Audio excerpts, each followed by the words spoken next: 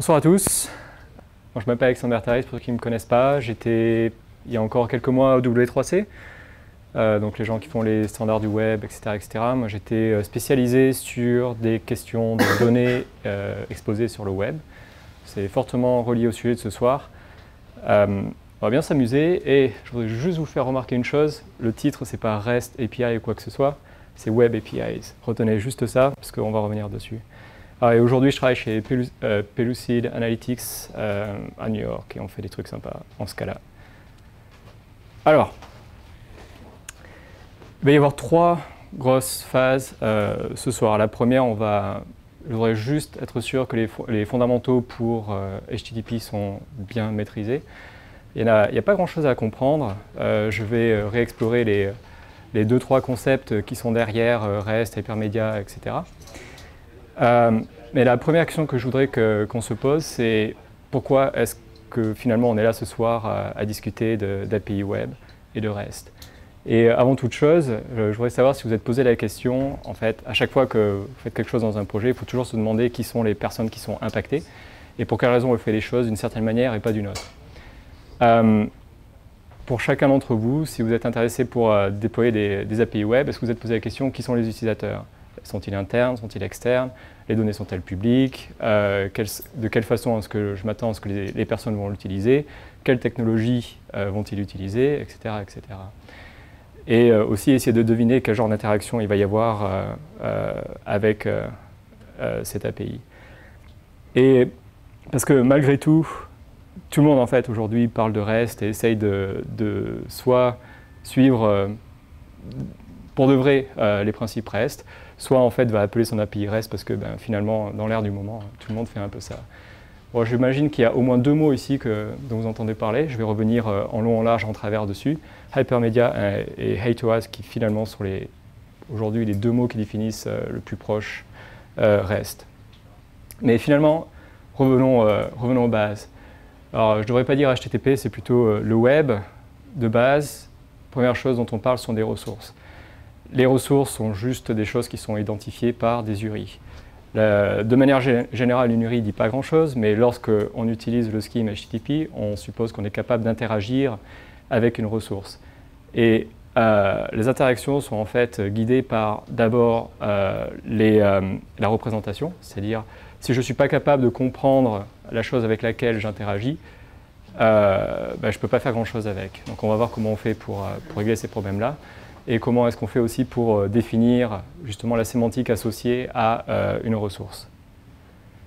Alors les interactions elles-mêmes, c'est pas très compliqué, tout est guidé par le media type. Donc en fait quand je dis content type, la valeur qui est associée derrière ce sera un media type.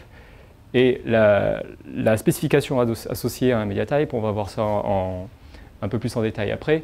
Finalement on va dire déjà, ok, il y a un format qui est associé. Donc du coup, du côté client, je sais interpréter la suite de 0 et de 1 qui vont arriver dans le payload.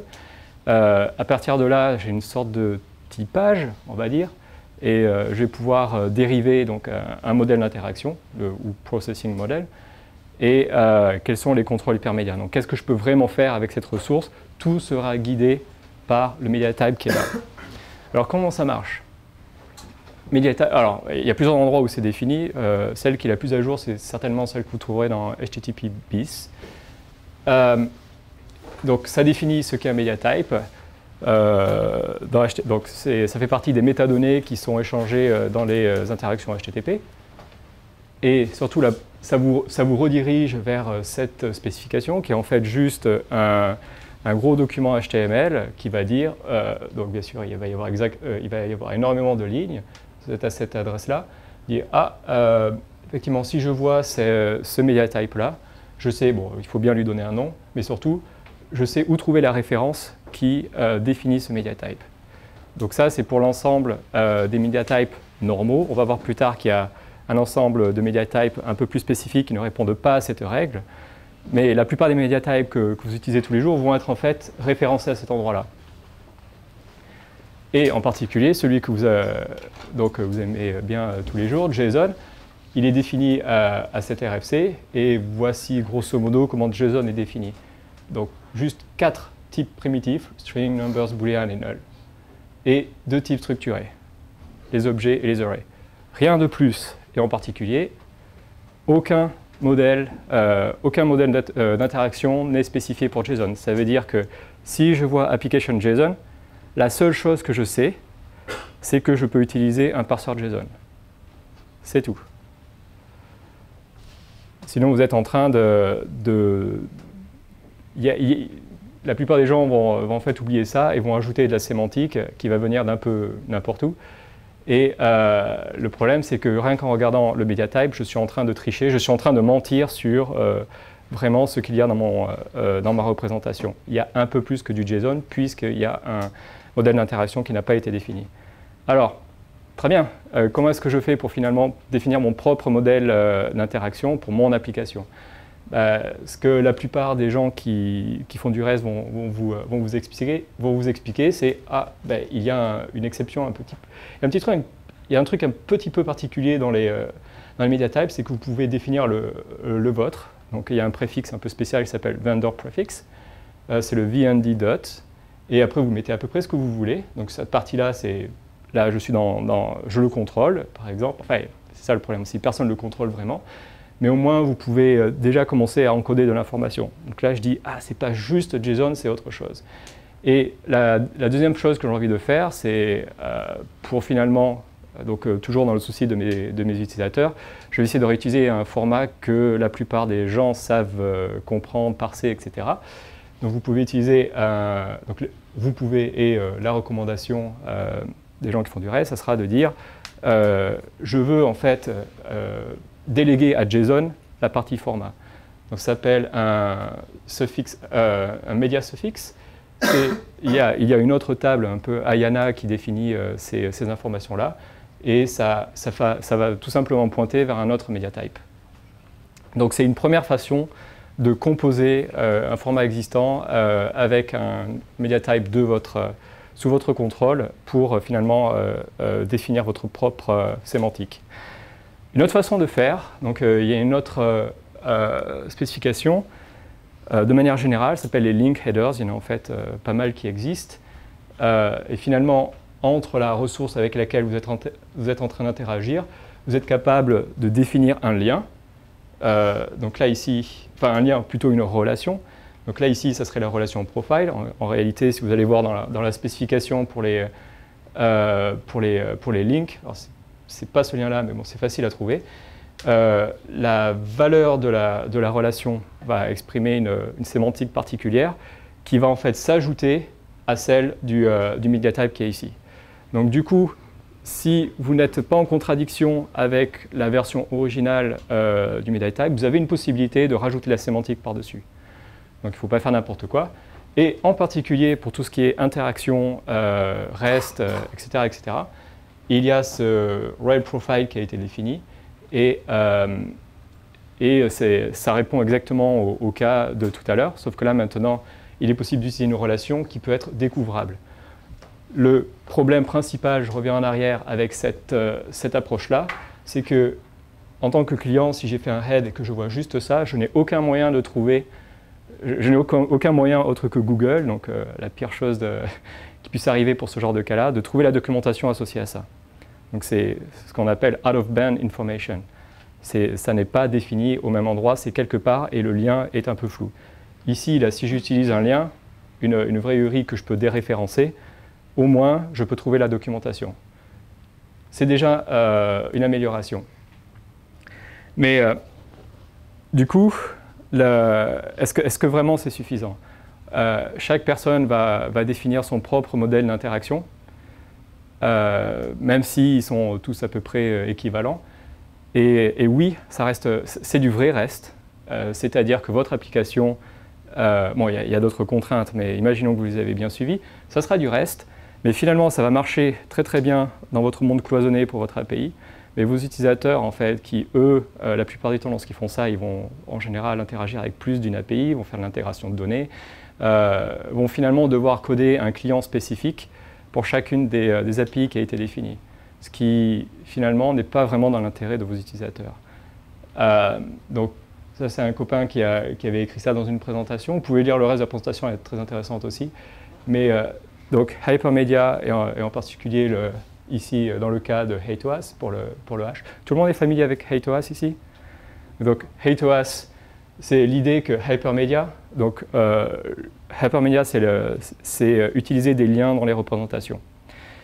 Et HeyToAs, c'est l'idée que mon application va être modélisée comme une machine à état.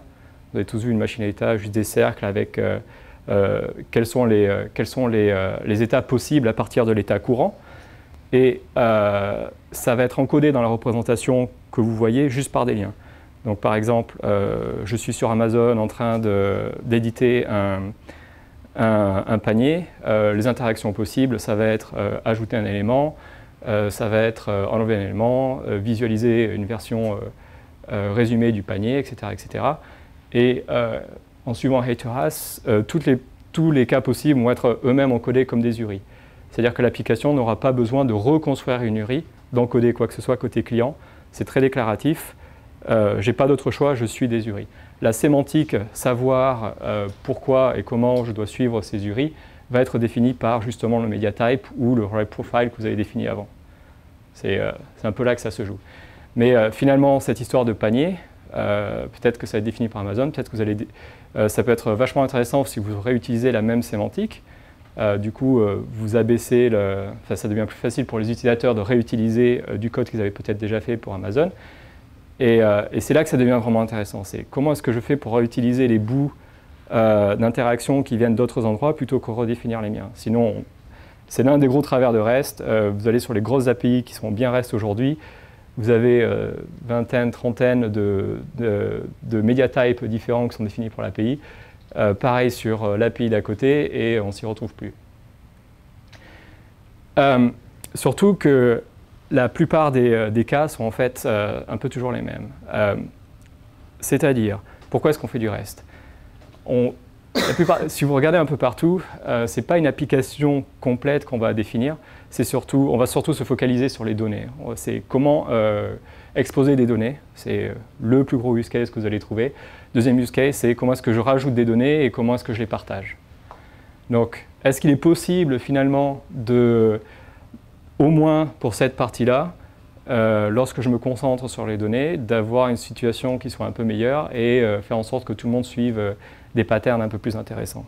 Donc, je vois un peu la mèche. L'idée en général, lorsqu'on veut un peu unifier tout ça, c'est on parle de standardisation, d'où le travail qui a été fait au W3C là-dessus.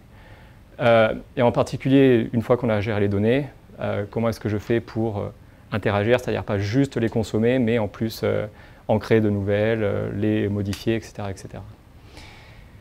Alors, première chose qu'on va faire, c'est qu'on va partir de JSON, parce que c'est le truc que tout le monde part de là, et finalement, on va voir comment on peut un peu patcher, enfin réparer JSON, voir ce qui manque pour régler les problèmes qui n'en font pas un format hypermédia. Donc pour commencer, et surtout on va tordre le cou au problème des URL, parce qu'il n'y a pas de notion d'URL dans JSON. Or pour être hypermédia, il y a au moins ça qui va être vraiment important. Donc ça va être notre modèle pour tout le reste de la présentation. Juste des industries et des compagnies. Donc l'idée c'est de dire qu'une industrie a un certain ID, donc j'ai une base de données, peu importe, je l'expose. Ça serait le genre d'URI pour définir, à l'endroit où je pourrais définir une industrie. Le modèle est extrêmement simple, une industrie a un certain nom. Bon là, je ne sais pas si Fruit c'était forcément le meilleur exemple, mais une compagnie, en particulier dans cet exemple-là, ce qui va m'intéresser, c'est qu'il va y avoir une relation logique entre une compagnie et une industrie, parce que j'ai envie de pouvoir dire qu'une compagnie appartient à une certaine industrie. C'est juste mon modèle. Et ici, l'information est d'une certaine manière, la clé qui est utilisée, ou l'ID qui est utilisé pour l'industrie ici, va correspondre à un ID qui est pour les industries. Et je démarre, donc je fais le reste tel que je vois à peu près partout. Je vais dire c'est juste du application JSON, mais là je suis en train de... Donc là vous voyez déjà qu'il y a des problèmes parce que je ne sais pas vraiment ce qu'est cet ID. Je ne sais pas par exemple partir d'ici et aller ici. Il n'y a rien qui me dit comment faire.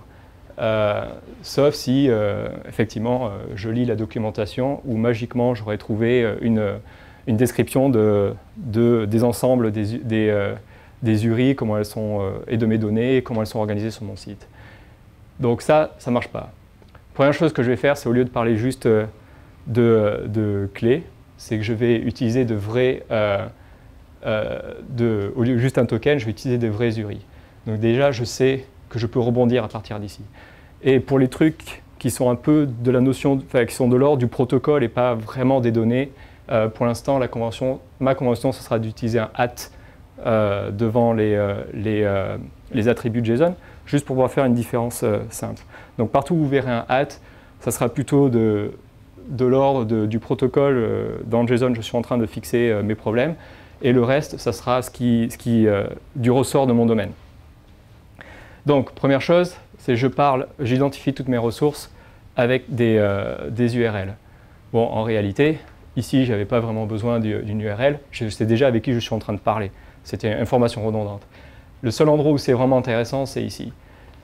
C'est-à-dire une industrie, là j'ai envie de dire que c'est une URL. Pour quelle raison je suis en train de définir, d'avoir un record à cet endroit-là? Parce que sinon, je n'ai pas vraiment de bons moyens de dire que cette chaîne de caractères n'est en fait pas une chaîne de caractères, mais est bien une URI. Donc c'est finalement une sorte de pattern, un encoding des URI avec juste le JSON que j'ai sous la main. On continue avec ça. Deuxième chose, c'est j'aimerais bien pouvoir un peu typer ces informations-là, de telle sorte que si au moins je vois juste le payload, le JSON, je suis capable de dire « Ok, il y a un type qui est associé à ça ». Donc ici, soit industrie, soit compagnie, rien de particulier. Le problème, c'est qu'encore une fois, ce ne sont que des strings. Donc, même chose, même approche. Au lieu de dire que j'ai juste des strings, je vais avoir une URL en fait complète pour différencier complètement les types. Et parce que c'est un encoding aussi, j'utilise le @type. Donc c'est plus quelque chose qui est du ressort de mon domaine, mais maintenant je peux parler de type dans tous les documents JSON. Alors là maintenant j'ai d'autres problèmes. C'est par exemple, je vais sûrement à un moment donné mixer des bouts de données, et là j'ai par exemple un name et un name ici. Est-ce que ce sont les mêmes? Il est fort probable que dans mon domaine métier, ces noms ne vont pas être exactement alignés. D'un point de vue sémantique, ils vont en fait référencer des choses un peu différentes. Or, du point de vue JSON, les attributs ont exactement la même valeur. Je pense que vous avez saisi un peu le pattern. Au lieu d'utiliser juste des noms, je peux utiliser des URI. Le problème, c'est que si je commence à faire ça avec toutes mes valeurs, pour juste désambiguer les attributs, franchement, écrire du JavaScript avec ça ou du JSON, ça ne va pas vraiment être sympa. Donc ce que je veux, c'est une sorte d'indirection pour dire à chaque fois que je vois un name, voilà, je voudrais pouvoir dire, lorsque je vois tel attribut, je voudrais pouvoir le spécifier exactement, dire exactement à quoi ça correspond, utiliser une URI à la place, qui au passage peut être utilisé à des fins de documentation. C'est-à-dire que si je suis cette approche-là, j'imagine que je peux aller déréférencer cette URI et obtenir de l'information à propos de cette chose. Donc pareil, pas besoin de documentation externe, tout est là. Très bien, ce que je fais, c'est que je vais juste créer un contexte et relier le nom avec l'URI que je veux l'utiliser. Et du coup, ici, ce nom, par convention, va être en fait exactement celui-là. Donc si je dois le réinterpréter, je sais exactement que c'est celui-là. Et de la même manière, en fait, je peux rajouter, du coup maintenant que j'ai introduit un contexte, je peux rajouter pas mal d'informations. Donc je peux dire que mes tickers industrie, etc., sont tous typés d'une certaine manière, et que alors, c'est pas vraiment au propos des types ici, c'est plutôt, j'ai rajouté ce qui manquait pour name, ticker et industry. Donc là, il y a un peu plus d'informations là-dedans.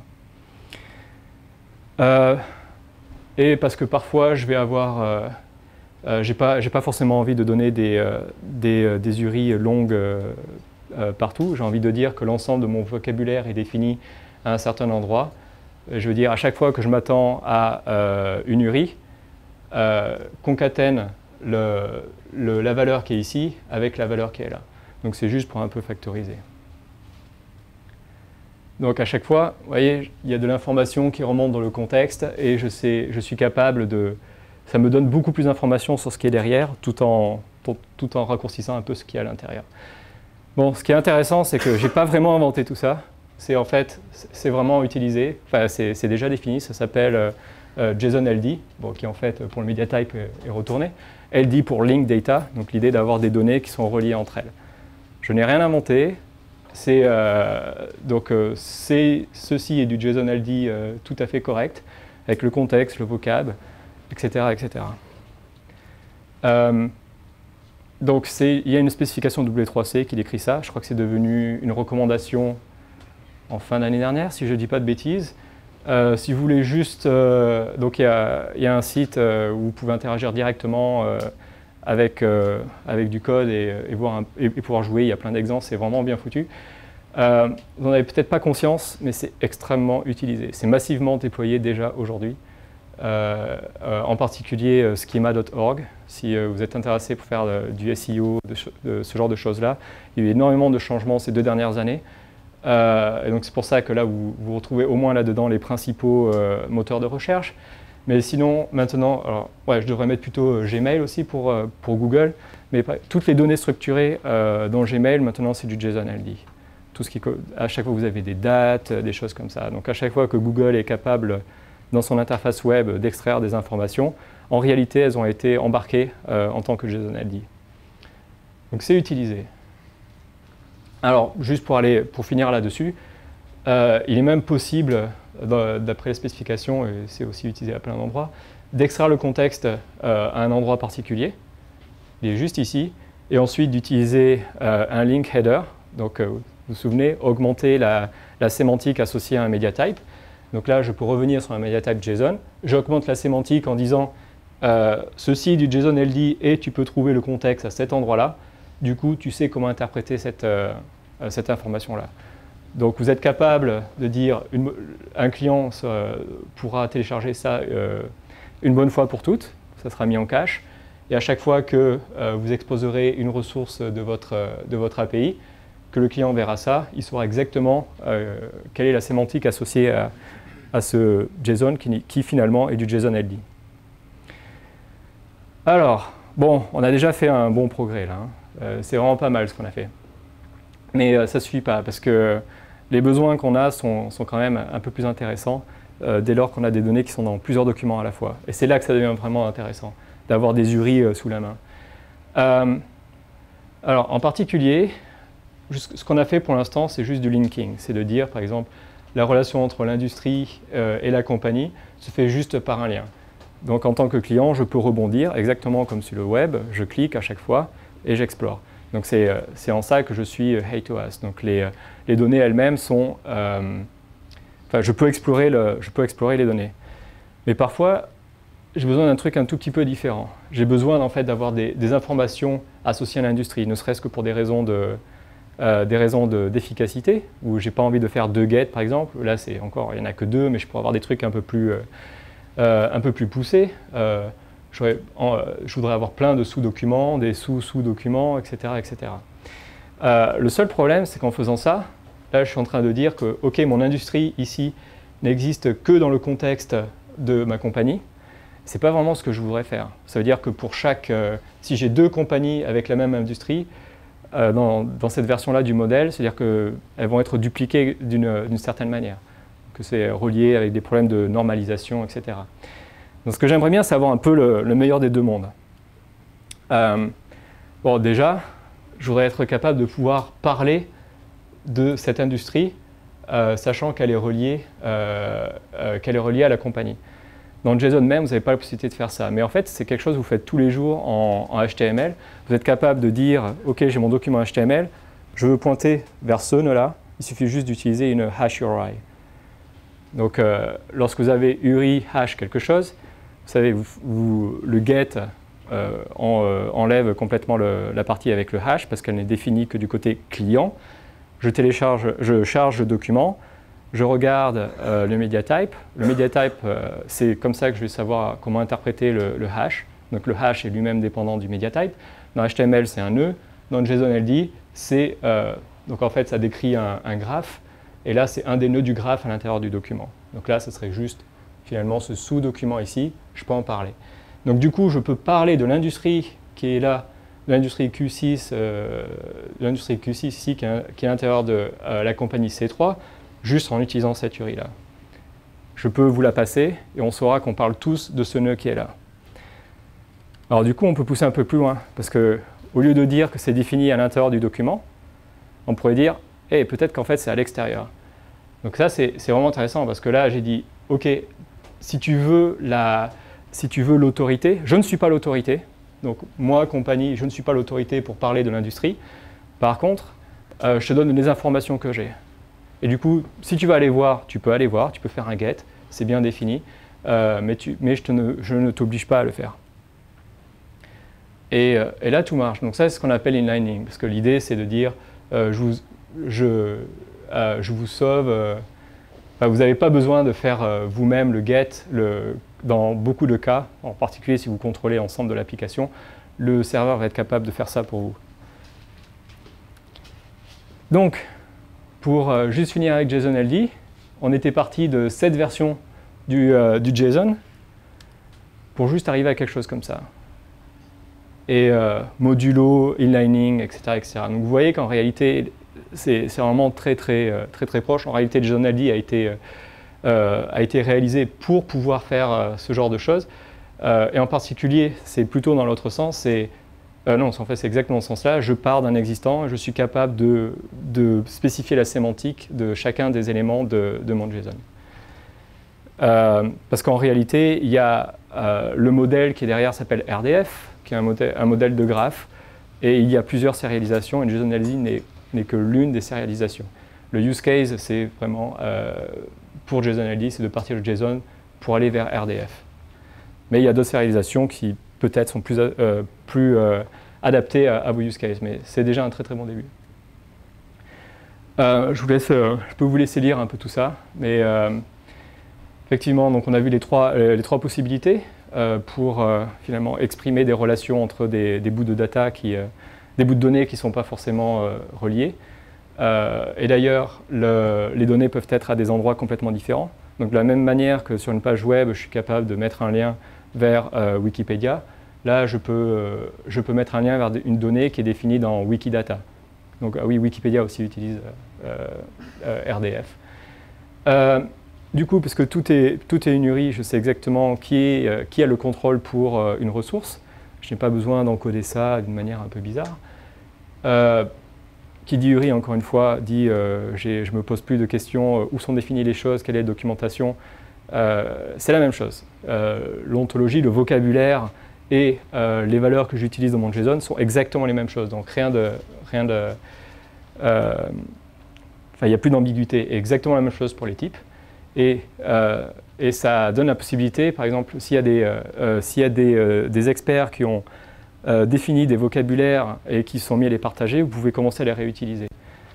Et ça, c'est vraiment intéressant. C'est par exemple ce qu'ont fait Google, enfin les moteurs de recherche. Ils ont écrit une grosse ontologie, un gros vocabulaire qui s'appelle schema.org pour pouvoir embarquer sur vos sites, de telle sorte que lorsque les moteurs trouvent votre site, ils savent exactement de quoi vous parlez. Et du coup, il y a un meilleur SEO derrière. Donc on a tordu le cou, on a déjà vu comment on pouvait un peu patcher JSON. Maintenant, je m'attaque à la partie interaction. Et l'idée, c'est de dire que la plupart des interactions, si vous regardez, c'est toujours un peu la même chose. Et il va y avoir une notion de container. Là, je vais pouvoir finalement trouver des données et de ressources qui appartiennent à un container, ou collection, etc. etc. Et c'est quelque chose en fait, sur lequel j'ai travaillé au W3C. Donc c'est finalement pour les 2 dernières années. La spécification arrive en toute fin de vie, c'est-à-dire la version stable finale devra arriver dans les semaines qui viennent. Je crois que l'avant-dernière étape va être atteinte là, dans 2 semaines ou quelque chose comme ça.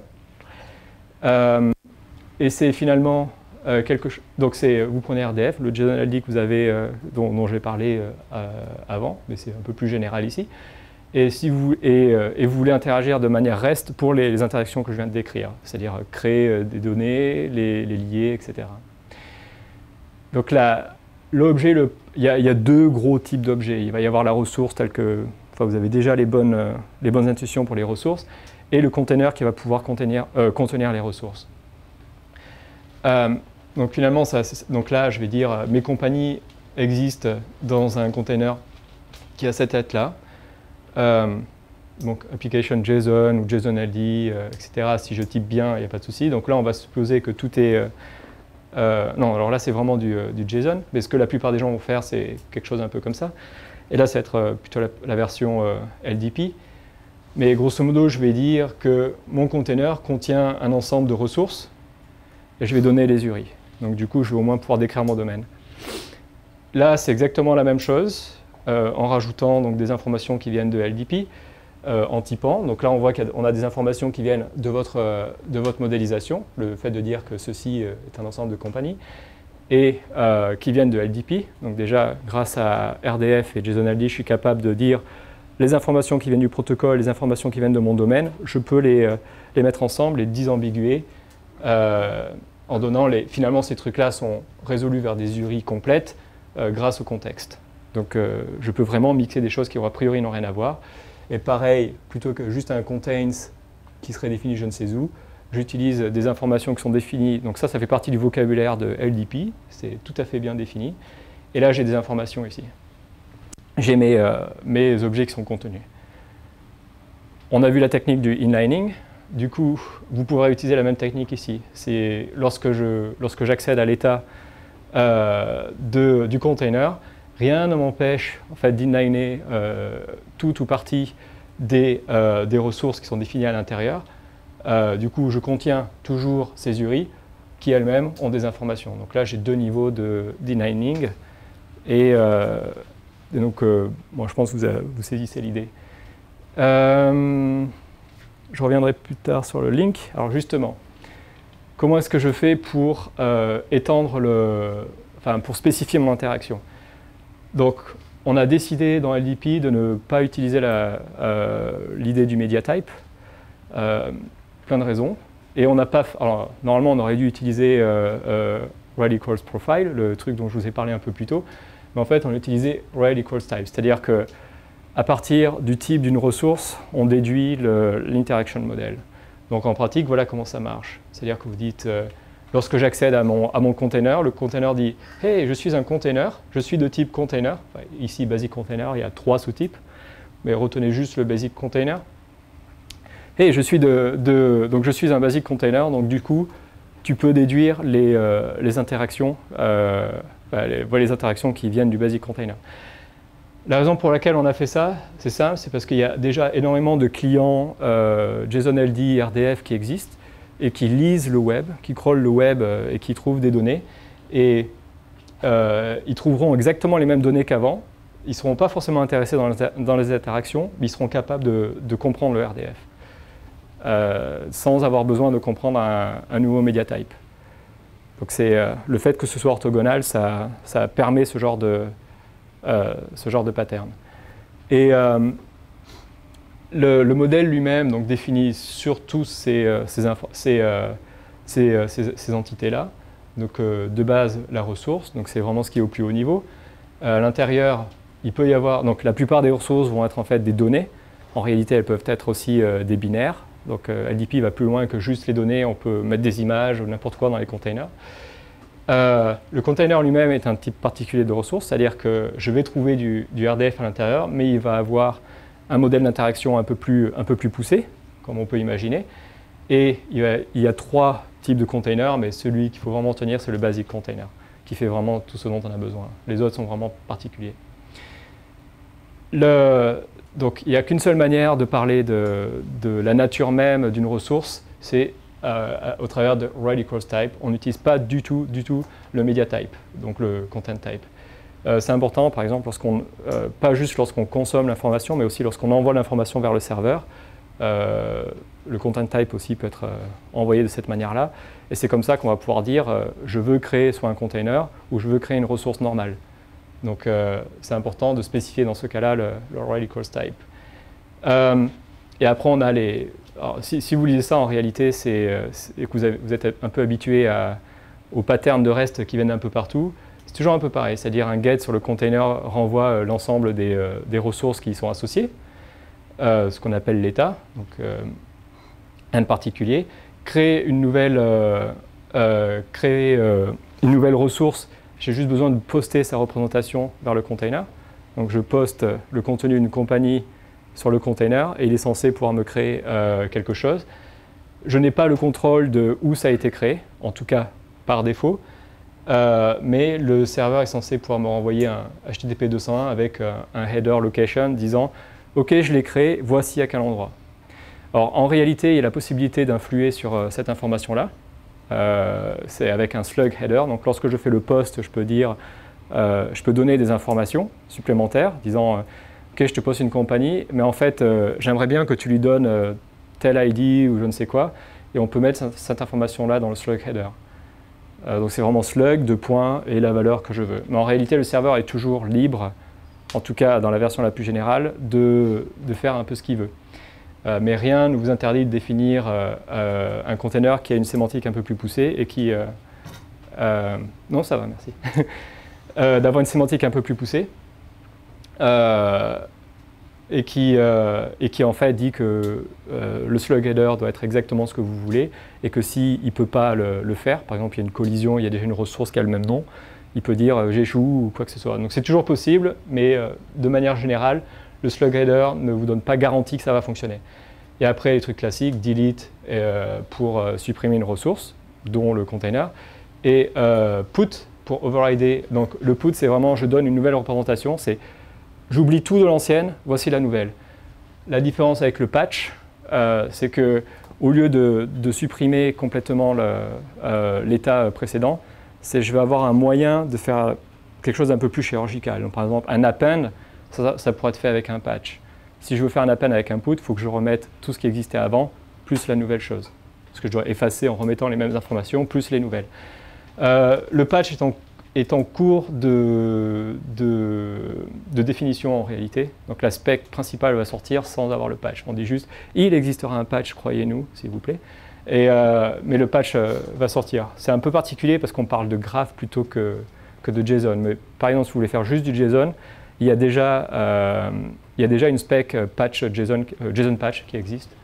Je ne sais pas trop si c'est vraiment utilisé. Mais, alors, l'un des autres problèmes aussi, c'est paging. Lorsque vous avez énormément de ressources, en particulier au niveau du container, l'un des gros utilisateurs d'LDP, définisseur, c'est IBM. Et ils nous disent « Ah, mais nous, dans notre modèle, on a des millions et des millions de ressources. Et si vous me dites qu'en faisant un get sur le container, je suis censé avoir l'ensemble de mes membres, des objets qui sont contenus, nous, ça ne marchera pas. » Donc on a défini à l'extérieur, donc ça a été forqué, c'est une spin-off finalement de la spec principale, où on dit, lorsque je fais un get sur ma ressource, je dis, j'envoie pas quelque chose qui est dans le range 200. 200, ça veut dire tout va bien, donc voici l'état de votre ressource, donc c'est plutôt dans le range 300 quelque chose. Donc ici, 303. Dire, ah, ce que tu veux voir est en fait autre part. Donc va autre part, et du coup là on peut se permettre de faire des choses un peu différentes. En particulier, maintenant on a un pattern qui est, va voir, alors si je demande la compagnie, au lieu de renvoyer l'état complet, je dis, va voir à cet endroit-là, et là je te dis qu'en fait ceci est la première page, donc je vais renvoyer des pages qui vont être liées entre elles grâce à la relation next. Donc c'est finalement une liste chaînée, et vous avez juste besoin de suivre des liens pour obtenir l'élément suivant. Si vous êtes habitué à l'API de GitHub, c'est exactement ce qu'ils ont fait en réalité. Je me demande s'ils n'ont pas défini le prev aussi, mais bon, il y a tout plein de déclinaisons là-dessus. Un autre truc qui, j'espère, va passer, c'est que, bon, ça c'est un pattern qu'on voit très très régulièrement. Le problème, c'est que finalement, il y a un round trip qui est un peu inutile, parce qu'on dit ceci n'est pas ce que tu voulais voir, et va voir un autre endroit. Et forcément, la raison pour laquelle j'étais là, c'est que je voulais voir ça. Donc, comment fusionner les deux? Il y aura peut-être, au travers d'LDP, en tout cas, il y a l'envie de créer un 333 qui permette de fusionner les deux, de dire, ce n'est pas exactement ce que tu veux, c'est défini à un autre endroit, mais je te donne déjà la première page pour t'éviter d'aller voir. Dans beaucoup de cas, en fait, on n'est intéressé que dans la première page, donc c'est assez intéressant comme pattern. Ok, donc, pour la plupart du temps, donc, vous avez votre REST API très très proche des données originelles. Et LDP convient très très bien à ce cas-là. En fait, il y a tout ce que vous voulez. Mais bien souvent, on a besoin d'un truc un peu plus évolué. Donc, par exemple, si je veux chercher... bon, là, par exemple, j'ai besoin d'un search un peu plus évolué. Je veux chercher toutes les compagnies qui ont un certain nom. Dans ce que je vous ai dit, c'est que je vous décrivais, LDP vous permet de décrire le modèle et comment interagir avec lui, mais il ne vous dit pas comment chercher ce genre de choses-là. Et pourtant, on a besoin de le faire. Donc là, on a besoin de quelque chose qui est orthogonal à LDP et que finalement, on va faire tous les jours. Donc, première chose, ce que je peux faire, c'est dire, oh, pour une compagnie, OK, tu peux avoir des informations. Donc là, je ne demande pas le payload, je demande juste tout ce que je peux savoir à propos de la compagnie, grâce au head. Et là, je dis, en fait, j'ai défini dans mon système une API un peu particulière qui, bon là, vous pouvez là c'est très particulier, mais au moins vous dites, pour l'utiliser, va regarder à cet endroit-là, donc c'est à la fois une façon de typer cette information-là, de dire que le service est en fait accessible à cet endroit-là, donc c'est pas exactement la même chose. Bon, là c'est un exemple parmi tant d'autres. Maintenant que vous connaissez la définition, vous pouvez l'utiliser. Et donc c'est finalement ad hoc, mais rien ne vous interdit en réalité de réutiliser des choses qui viennent de ce dont on vient de parler. Donc vous pouvez faire de l'inlining, vous pouvez faire toutes les choses qu'il y a avant. Donc maintenant, la vraie question, c'est comment est-ce que je fais pour ne pas complètement déconnecter mon service des données que j'ai exposées avec REST. Ça, c'est le gros problème qu'on voit aujourd'hui, c'est les gens en fait ne savent pas comment rabibocher les deux. Alors que c'est simple, juste réutiliser, au lieu d'ID, vous utilisez les URL directement, et si vous avez besoin de renvoyer des informations, c'est juste de l'inlining. Vous faites les deux à la fois, et ça marche très très bien. Et du coup, c'est peut-être la meilleure façon de répondre à la question comment organiser les microservices. C'est quelque chose que, pareil, j'ai plein d'amis avec qui j'ai parlé, on a le problème dans ma boîte, quand je suis arrivé, les gens ont fait des microservices, les formats qui sont retournés par les différents services n'ont pas été unifiés, et on se posait la question, mais comment tracer en réalité, la question de la traçabilité, effectivement, on me renvoie des données avec ce service et avec ce service-là. Normalement, c'est censé être des données qui parlent de la même chose, c'est juste que le service va chercher les données d'une manière différente, mais le résultat, je devrais le lire de manière uniforme. Et en particulier, je devrais être capable d'aller voir la donnée originale, celle qui serait pointée par une URI, par exemple. Donc ça, c'est une bonne façon de répondre à ce problème-là. Et les choses aussi auxquelles vous pouvez vous intéresser, c'est est-ce qu'il est possible aussi de standardiser finalement ces services-là. Partiellement, il y a une réponse partielle à ça. Par exemple, si j'ai que du RDF, il y a en fait la possibilité d'interroger des bases de données RDF donc, avec un langage qui s'appelle Sparkle, pour ceux qui ont peut-être déjà entendu parler. Donc Sparkle pourrait être un bon candidat peut-être pour ça. Aujourd'hui, il n'y a pas de bonne réponse dans LDP. Ce sera peut-être dans LDP Next. On est en train de réfléchir à ça, mais pour l'instant, c'est pas clair. Juste parce qu'il y a des gens qui m'avaient posé la question sur une mailing list un jour, LDP définit une façon de gérer les erreurs. Et en particulier, les erreurs sont... bon, déjà, vous renvoyez un 400 et quelques ou 500 et quelques, ça dépend. Et vous devez typer l'erreur grâce au describe by. C'est quelque chose qui existait avant, sauf que dans LDP, on dit explicitement, vous devez faire comme ça. C'est de toute façon un bon pattern que vous pouvez réutiliser quoi qu'il arrive. Tout ce que je dis là sur LDP, c'est vous n'êtes pas obligé de le prendre en bloc. Ce sont de très bonnes... finalement... il y a des gens qui ont réfléchi pendant 2-3 ans sur comment appliquer ça à LDP. Vous pouvez piocher plein de choses qui vous intéressent là-dedans. Je pense que c'en est une bonne aussi. Et dernièrement, on a dit explicitement aussi pour tout ce qui est application spécifique. Donc, vous savez qu'il y a plein de types de retours pour HTTP, pour les 400 et 500, pas les types des return codes, des codes de retour. Et on essaye toujours de trouver le plus précis. Le problème, c'est que dans beaucoup de cas, ils ne sont pas forcément précis et le fallback, c'est 400. Ce n'est pas tant un souci que ça si vous utilisez le describe by qui vous permettra de le typer de manière très précise. Et enfin, donc, les erreurs peuvent être à destination des humains, c'est une chose, donc du HTML, du texte, peu importe. Mais il n'est pas interdit de se dire qu'une application peut comprendre le type d'erreur et il y a une spécification qui parle de ça.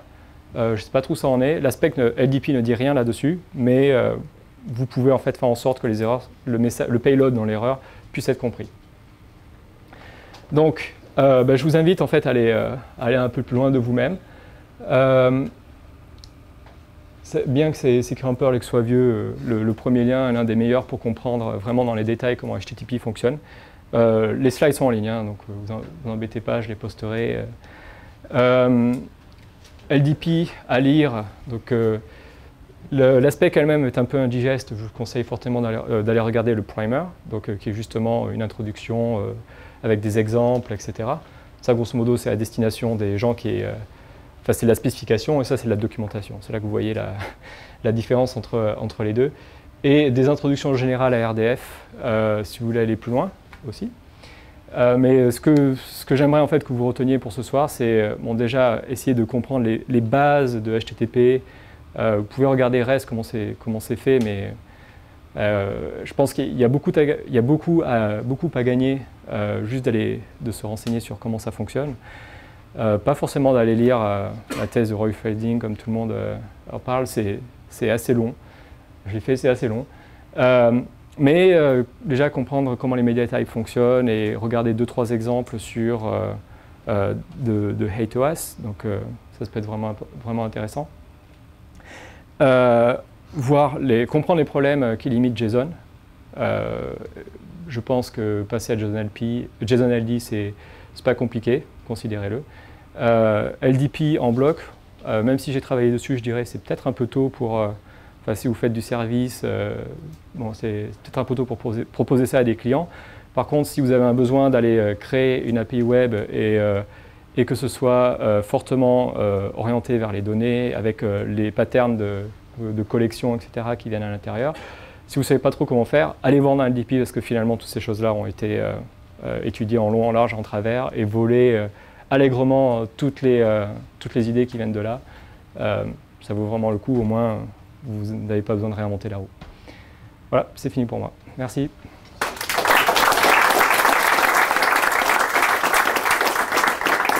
Et je suis ouvert aux questions. Questions.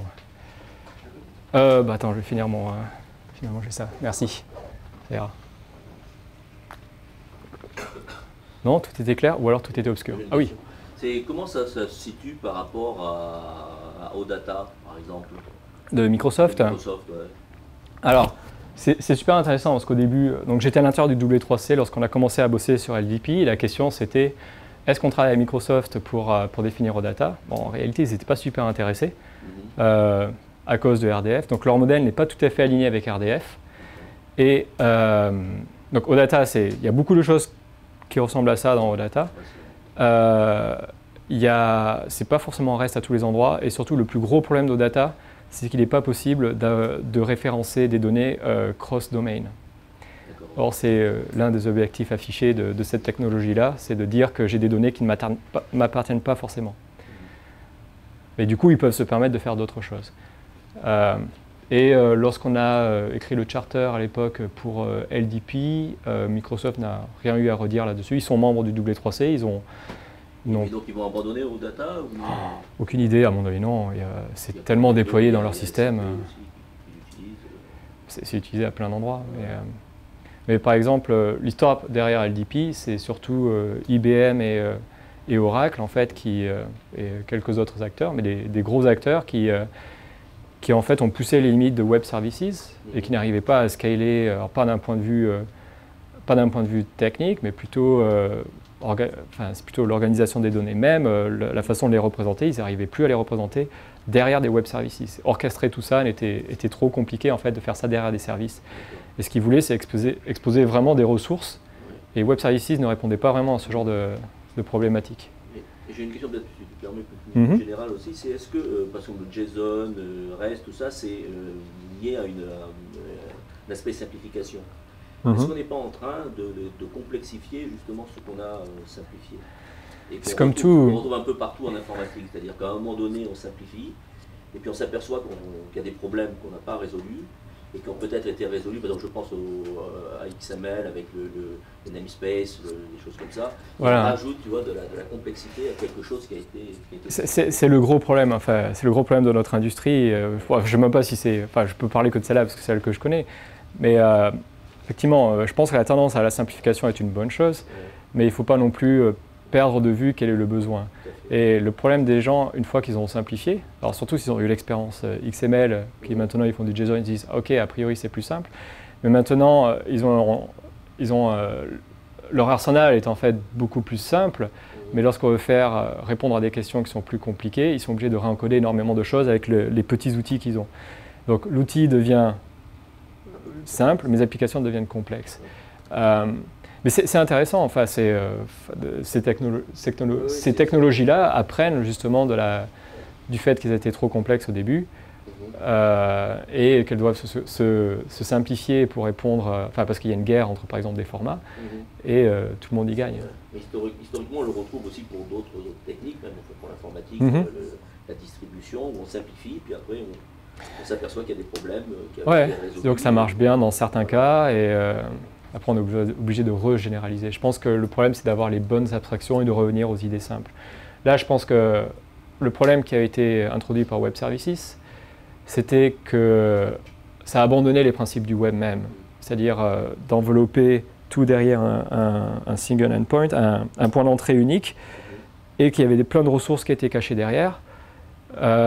Du coup, on avait besoin d'orchestrer un peu tout ça, de définir des conduits, etc., pour finalement aiguiller les données, alors que l'idée d'exposer des ressources même, c'est le premier jour du web. C'est ça, c'est la base. Donc ça a été perdu de vue et l'idée de REST, le REST c'est juste je regarde le web tel qu'il a été défini et je le généralise.